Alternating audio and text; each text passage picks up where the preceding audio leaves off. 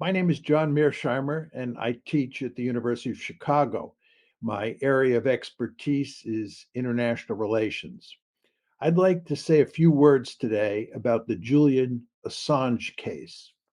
A determination will soon be made by the British High Court on whether to extradite Assange to the United States, where he has been indicted by the American government and will be put on trial. I am asking the court not to extradite him and instead to set him free. I believe this is a straightforward case. Let me explain. For starters, the case involves a wide variety of classified documents that Chelsea Manning, who was a government employee, leaked to Julian Assange, a journalist who ran WikiLeaks, a famous website that publishes classified and private documents that were not supposed to see the light of day. Manning was caught and punished because she was a government employee and she broke the law by leaking material that was classified to Assange. But Assange is a journalist and he did not break the law, as it is commonplace for journalists to publish classified information that is passed on to them by government insiders. If journalists in the United States were sent to jail for publishing classified material, the jails would be filled with many of America's most famous reporters from newspapers like the New York Times, the Washington Post, and the Wall Street Journal. But of course, that hardly ever happens. Simply put, newspapers publish classified material and hardly anybody ever goes to jail. Why is this the case? What is the reason for this situation? Governments of every type, and this includes liberal democracies like the United States and Britain, sometimes go to great lengths to hide their actions or their policies from public view, which makes it almost impossible for the public to evaluate and criticize their behavior. Given that governments sometimes act foolishly, even recklessly, this is not a good situation.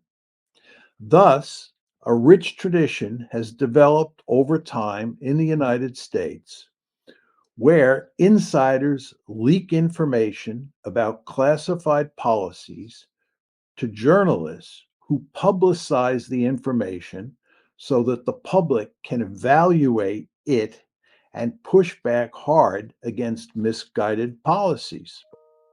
The most famous case that illustrates this phenomenon involves the famous Pentagon Papers, which were a multi volume study of the American decision to enter the war in Vietnam in the 1964-65 period and then escalated in subsequent years.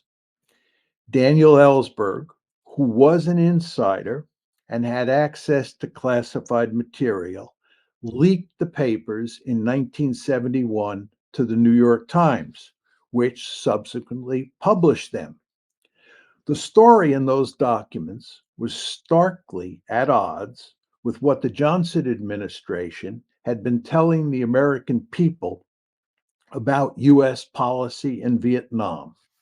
By most accounts at the time, and certainly since then, both Ellsberg and the New York Times performed an important public service. They exposed a bankrupt policy that underpinned a war that the U.S. could not win. Ellsberg did not go to jail despite leaking classified information, although it did appear at the time that he might be sent to jail. Certainly, nobody at the New York Times went to jail because, again, journalists don't go to jail for publishing classified information in the United States. It is very important to remember that in the case of Julian Assange, he is not the equivalent of Ellsberg because he was not an insider who leaked the information. Chelsea Manning was the insider. Assange was the equivalent of the New York Times, and thus he should not be extradited so he can be put on trial in the United States. Unsurprisingly, government leaders do not like leaks unless they do the leaking, which they frequently do. Thus, they are powerfully inclined to punish those who do leak, and they even try on occasion to punish the journalists who publish the leaked material, as is the case with Assange. It is fair game for governments to go after leakers, but it is not acceptable for governments to go after journalists. Indeed, it would directly undermine freedom of the press, which is essential for monitoring governments and holding them accountable when they pursue misguided policies. In fact, one of the main reasons that the US government is so determined to put Assange behind bars is that he has exposed malfeasance by US policymakers. In my opinion, that is all for the good and essential for making a liberal democracy like the United States work as efficiently and wisely as possible. Two final points.